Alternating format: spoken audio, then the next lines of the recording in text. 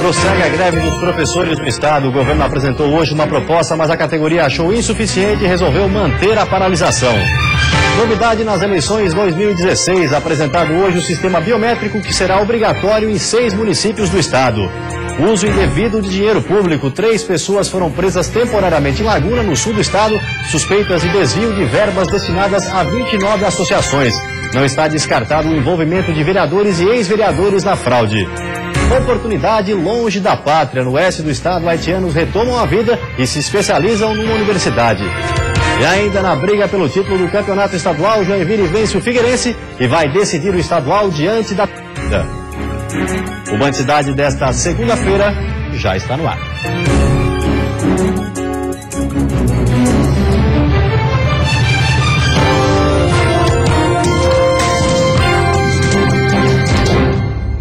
Olá, boa noite. 3 pessoas foram presas temporariamente em Laguna, no sul do estado, suspeitas de desvio de verbas do governo do estado destinadas a 29 associações.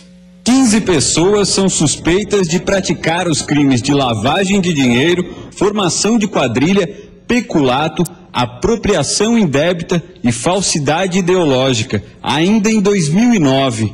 Além disso, 3 mandados de prisão temporária já foram cumpridos pela Polícia Civil em Laguna. 6 veículos e 2 imóveis já foram identificados e pelo menos 15 pessoas tiveram os bens e os valores bloqueados pela Justiça.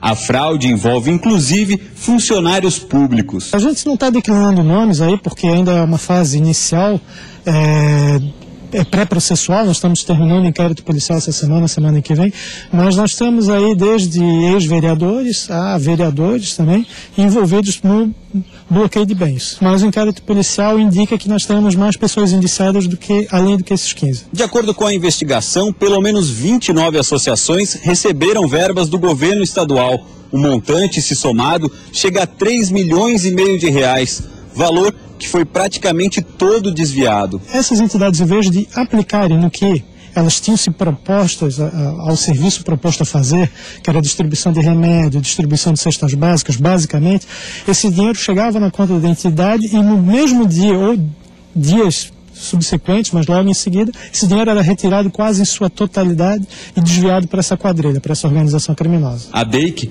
continua as investigações e não está descartada a possibilidade de novas prisões.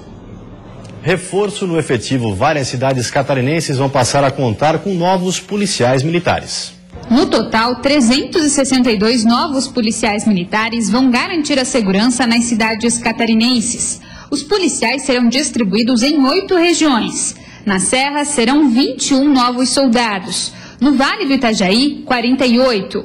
No Vale do Rio do Peixe, no meio-oeste do estado, 10. No Sul, 69. No Oeste e Extremo-Oeste, 64. No Norte, 46. E o número maior ficará na Grande Florianópolis, com 104 PMs. As cidades que foram priorizadas com o aumento de policiais foram aquelas que estavam trabalhando com um efetivo mínimo, aquelas que têm maior índice de violência e também com maior número de policiais se aposentando. Os novos soldados formaram na última sexta-feira, depois de passar por um curso de 9 meses, e devem assumir o cargo já na próxima semana. Os agentes darão reforço policial na parte ostensiva, onde há mais defasagem de pessoal trabalhando. Vão trabalhar na rua, né? Policiamento ostensivo a pé, policiamento em bicicleta, policiamento em viaturas, tudo para aumentar aí a prevenção, né, na área da segurança e também a repressão quando for o caso. Com isso, segundo esse tenente, as cidades onde há pouco efetivo devem ter mais segurança e, consequentemente, os índices de violência tendem a cair, já que os policiais vão agir principalmente na parte de prevenção. É muito importante tanto para suprir a saída de vários policiais que deixam a PM, quanto para que a gente possa aumentar e dar a segurança que a sociedade necessita. E a seguir, o governo do estado apresenta a proposta do novo plano de carreira dos professores, mas parte da categoria ainda permanece paralisada.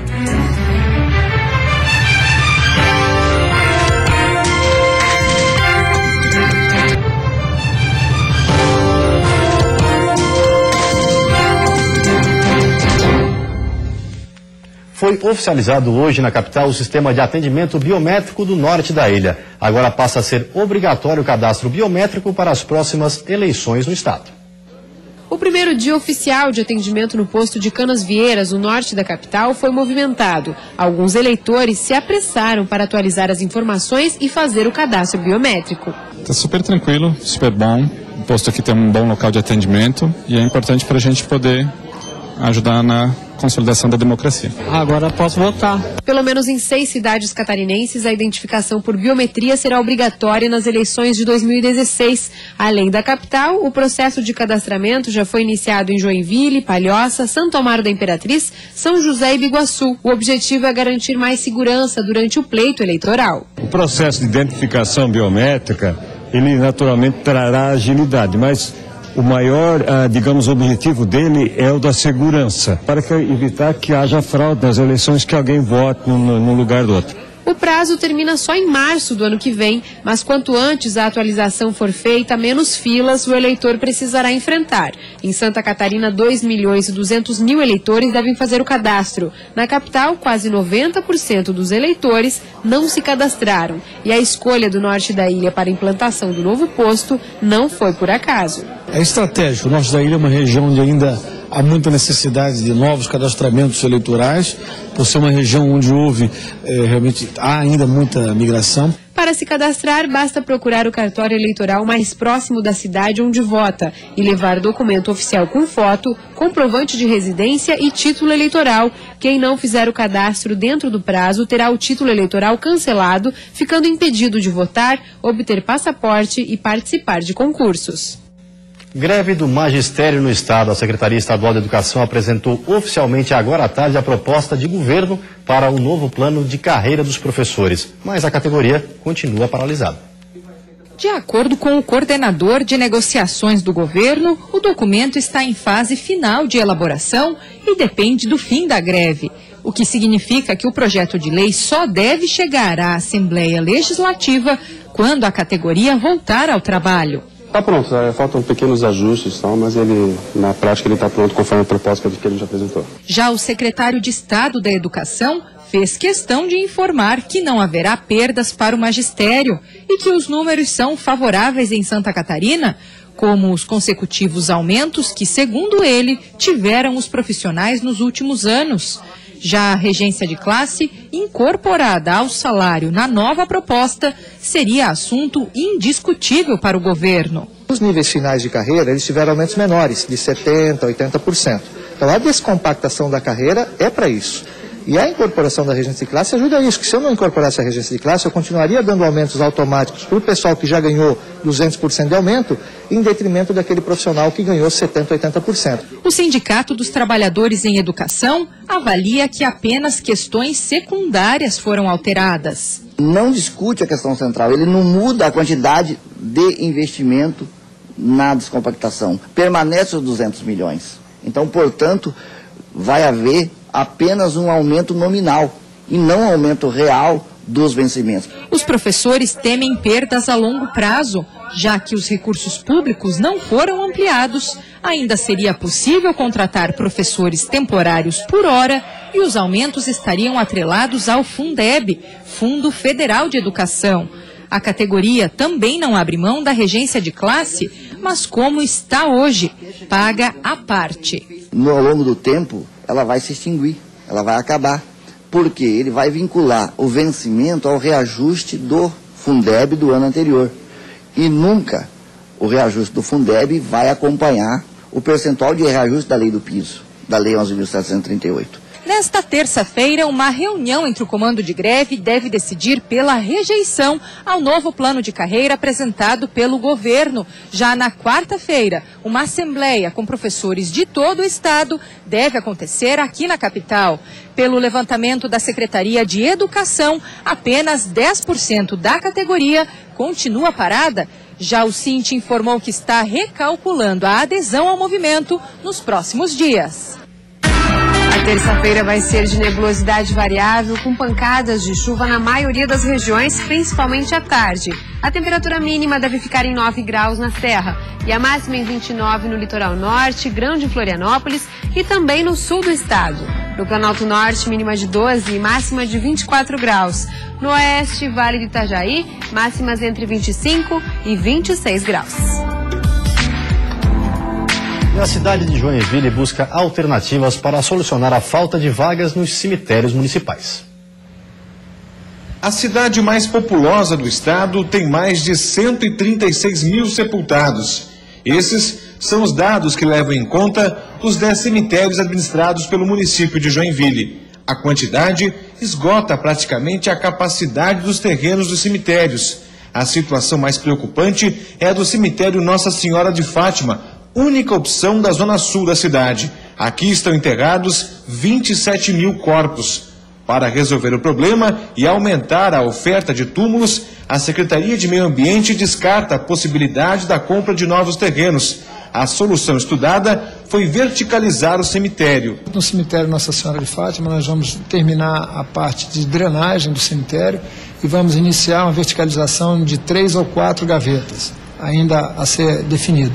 Mas eu acho que com isso aí, além de fazer a contenção da encosta, a gente consegue abrir mais espaço. O único cemitério municipal de Joinville que já conta com a verticalização é o Central, que tem 70 mil corpos sepultados. É esse modelo de túmulos construídos em encostas que deve ser copiado no cemitério da Zona Sul.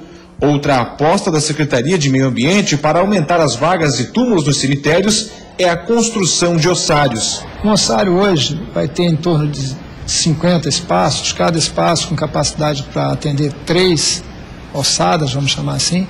Então, de imediato, a gente abriria 150 vagas, né? Então, é uma coisa que facilita a vida, é de baixo impacto ambiental e economicamente bastante viável. A legislação que dispõe sobre a criação de ossários nos cemitérios de Joinville foi aprovada em novembro do ano passado. O Executivo Municipal trabalha agora na regulamentação da lei, que deve ser concluída nos próximos dias. A terceira alternativa para diminuir o impacto e suprir a cremação. O único crematório da cidade segue fechado. O embargo judicial já dura mais de um ano. A Justiça considerou que houve irregularidades na mudança de zoneamento da cidade para a construção do crematório.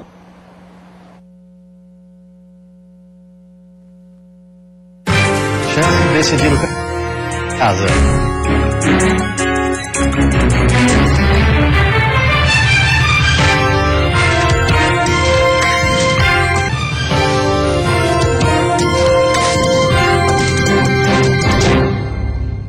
E agora vamos de futebol na Arena Condá. O Jack derrota o Figueirense e agora vai fazer o jogo da final da decisão diante da torcida. Confira como foi o jogo. Com muitos jogadores pendurados e uma rodada ainda para completar no hexagonal, os dois times abusaram das faltas. A vontade era tanta que até jogador no aquecimento levou o cartão por reclamação. O árbitro Sandro Meira Ritt teve trabalho. Do lado do Jack, Sueliton, Bruno Aguiar, Oliveira, Rogério, Naldo, Augusto César e Thiago Luiz levaram o amarelo. Pelo lado do Figueira, Nirley, Jefferson, Alex, Cereceda, Marquinhos Pedroso e Denner também foram amarelados. Wellington, Saci e Mazola se estranharam. O amarelo não foi suficiente para os dois, que foram expulsos na sequência. O excesso de faltas para forçar o cartão nem sempre foi a melhor opção durante o jogo, principalmente para o Figueirense, que sofreu com a bola parada do Joinville. Logo no primeiro minuto de jogo, falta em cima de Wellington Júnior. Saci cobrou e Aleph desviou para abrir o placar. 5 minutos depois, Thiago Luiz foi derrubado. Ele mesmo foi para a cobrança e dessa vez foi o Rogério quem desviou para ampliar. Em bola parada, cruzada na área, Bruno Aguiar puxa Marquinhos. Pênalti. Cleiton cobrou e diminuiu. O Joinville teve a chance do terceiro ainda no primeiro tempo. O Wellington Júnior, em velocidade, puxou o contra-ataque e cruzou para Thiago Luiz, que de cabeça mandou o pé. E se o primeiro tempo foi em clima de decisão, o segundo foi bem em clima de hexagonal mesmo. Os dois times desaceleraram. O Joinville levou perigo com Augusto César, que pegou sobra na frente da área, mas mandou para fora. O Figueira respondeu com Fabinho, que de fora da área acertou a trave. Mas a reação parou aí, principalmente depois que Augusto César invadiu a área e foi derrubado por Alex. Pênalti. Marcelo Costa, que entrou no intervalo, cobrou com categoria e fez a festa da torcida. Então chegaram os dois times que tinham que chegar, né? Parabéns ao adversário, o adversário hoje foi melhor. Agora resta nós trabalhar durante a semana. Nenhuma desculpa para esse jogo. Acho que venceu a melhor equipe e agora é manter o nosso foco para quarta-feira na Copa do Brasil e depois na sequência do campeonato. O Inter de Lages venceu a Chapecoense e agora briga pelo terceiro lugar. Já o Criciúma conseguiu a primeira vitória no hexagonal. Apenas para cumprir tabela, cerca de 1.500 torcedores foram ao Heriberto Wilson para assistir Criciúma e Metropolitano. O gol da vitória do Tigre, depois de várias tentativas, foi marcado pelo jovem Jefferson, de apenas 18 anos. A equipe do sul do estado, com esta vitória, deixou a lanterna do hexagonal, que passou justamente para o Metrô, derrotado.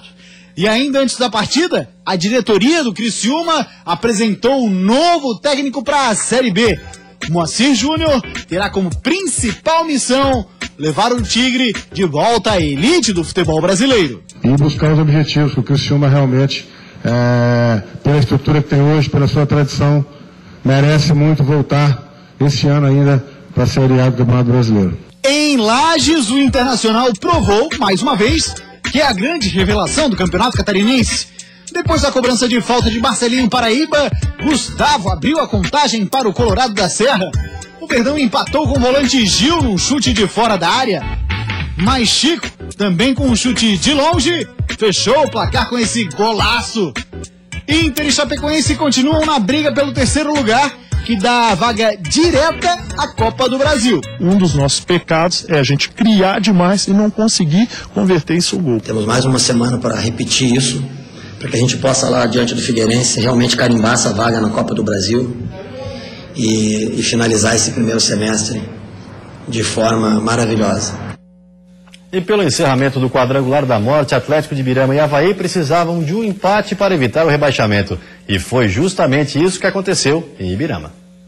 No primeiro tempo, até que houve algumas tentativas de gols, mas sem perigo. Na etapa final, as duas equipes pouco tentaram, para a indignação dos torcedores que vaiaram os atletas. Final de jogo, Atlético 0, Avaí também 0. Com esse resultado, os dois permaneceram na primeira divisão do Catarinense. Colocamos na mente deles de que era possível a recuperação, porque o time, quando foi montado pensando em hexagonal, mas estava no quadrangular. E eu acho que isso foi o fator principal para nós, entrar sabendo que a realidade nossa era o quadrangular. E por isso a gente conseguiu a pontuação necessária para a permanência na primeira divisão. Não vejo nenhum tipo de jogo que um amoleceu, que um tinha combinado. Se aconteceu, isso não foi comigo, então não foi com o nosso grupo. Então nós não podemos nunca suspeitar uma situação dessa. O mais importante é que nós fizemos a permanência do Avaí, era um objetivo principal, era obrigação. O resultado de 0-0 em Ibirama foi um banho de água fria para as pretensões do Guarani e Marcílio Dias, que perderam as chances de escapar do rebaixamento. No jogo realizado em Palhoça, Vitinho, de pênalti, fez o 11º gol dele neste campeonato e se tornou o artilheiro isolado da competição. Todo mundo deu o seu máximo, foi uma pena o clube não permanecer na primeira, mas futebol é isso, né? Um ganha, outro perde, um tem que cair, outro tem que subir. E a seguir, regata Volta ao Mundo, esporte gerando empregos para moradores da região de Itajaí.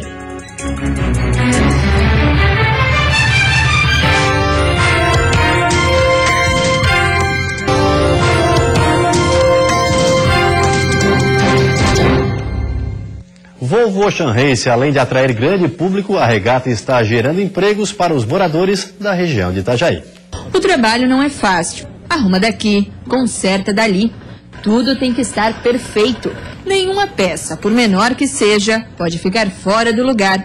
Responsabilidade grande. E os profissionais sabem disso. O resultado de tudo isso é o bom desempenho do barco na competição. Mas se você pensa que tem só estrangeiro com a mão na massa, se engana. Elias é brasileiro, mora em Itajaí e a profissão de pintor o ajudou. Foi por causa dela que, através de um amigo, recebeu o convite para trabalhar durante a Volvo. Correria total para poder estar tudo pronto a tempo de ir para a regata, né? E qual que vai ser o teu sentimento, assim, a hora que eles estiverem partindo? A gente fica com saudade, né? Foi legal enquanto durou participar, ajudar eles, depois é saudade do que ficou. E se a Volvo voltar a Itajaí, quer voltar também. Estamos aí de novo.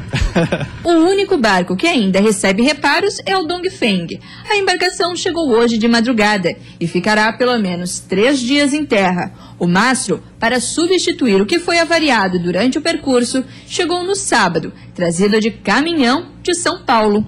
A equipe de terra do Dongfeng já começou os trabalhos. Agora eles terão que correr para reparar o barco e colocar o mastro no lugar. No sábado, acontece a Import Racing. A regata interna conta pontos, que são usados como critério de desempate no final da competição. Quinta e sexta tem 2 regatas locais e sábado tem a regata, a Import Race, que é uma regata local também que conta ponto para eles. E domingo é grande partida. Todos os velejadores já se encontram aqui, fizemos reunião com ele hoje, está todo mundo com uma expectativa muito grande, a previsão do tempo é boa, isso que é o legal para a vela, tanto sol como vento. Durante essa primeira semana, já passaram pela Vila da Regata mais de 190 mil pessoas. Surpreendendo até nós mesmos da organização, assim, e pela aceitação que o público está tendo na Vila da Regata. As pessoas que vêm não conseguem fazer tudo num dia só, elas estão retornando para fazer em 2 dias toda a visitação. A alimentação está sendo fantástica, temos assim, muitas opções de entretenimentos e aberto ao público até esse final de semana, para quem não veio ainda, né? Até domingo aí na despedida do barco, poder conhecer a Vila da Regata e divulgar Itajaí e Santa Catarina para o Brasil todo. Oportunidade de estudo longe de casa. A Universidade de Chapecó é a única do estado que oferece vestibular com cotas para haitianos. Frequentar uma universidade no Brasil é a realização do sonho de muitos imigrantes haitianos que chegaram no território brasileiro com um objetivo: reconstruir a vida. Christlen era engenheiro de produção no Haiti, mas aqui no Brasil ele não pôde comprovar a escolaridade e por isso está fazendo a administração. Essa administração que eu estou fazendo é uma administração que tem a ver com cooperativas, sociedades tipo cooperativas, administração de pequenas empresas, que eu acho que é uma coisa que eu posso aproveitar quando voltar no Haiti para ajudar nesse sentido. Cerca de 39 imigrantes que estão frequentando essa universidade querem voltar para o Haiti, mas nas salas as aulas são ministradas em português. Cada imigrante está aprendendo o idioma para seguir o curso. Tudo fica fácil para mim. Tem probleminha com as matérias de letras. Você sabe como que é a questão de língua, mas tem que esforçar. Eu acho que de dia a dia eu entendo um pouco melhor o português. De acordo com a Polícia Federal, aqui no oeste do estado tem aproximadamente 3.000 haitianos, mas o principal problema enfrentado por esses imigrantes é que a maioria não tem documentação para comprovar a escolaridade e prestar vestibular. O processo seletivo é feito por um edital suplementar de inscrição que foi criado em 2012, mas a primeira prova aconteceu somente em março de 2014. Todo auxílio também para que esses estudantes possam ter a permanência, não só o acesso. E nós temos percebido uma interação muito positiva. Nós entendemos que a universidade é o espaço da diversidade, isso já está no próprio nome, inclusive, e que nós temos que nos adequar às necessidades das diferenças das pessoas que estudam aqui. O próximo passo da universidade será a inclusão da comunidade de senegaleses. Os trâmites estão sendo discutidos com o Itamaraty. E você fica agora com o Jornal da Band. Uma ótima noite a todos e até amanhã.